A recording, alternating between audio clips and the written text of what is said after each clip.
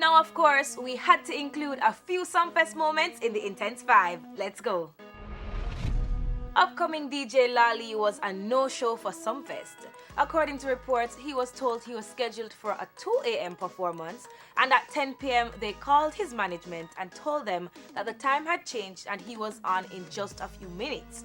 But he was in the shower when the call came in, and he said it would have been impossible to get there. Hope he gets another chance next year though. So switching from Sumfest a little bit, what is going on with Floyd, Money Mayweather and 50 Cent? They're behaving like brats on Twitter. Some of it is a little bit funny though, but let's just hope it doesn't get too out of hand. Or too personal. Yeah.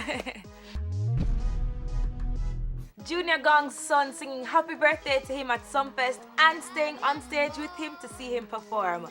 Super priceless. Happy belated Earth Strong Gong. Big up Elijah Mali same way, like he stole the show. What a fight! Oh yes. Contender came to a close on Wednesday night with a 10-rounder that had everyone out of their seats. Congrats to the 19-year-old Mexican-Canadian Magic Man Salas, and big up to Richard Frog Holmes. Great fight. Yup. And finally holding the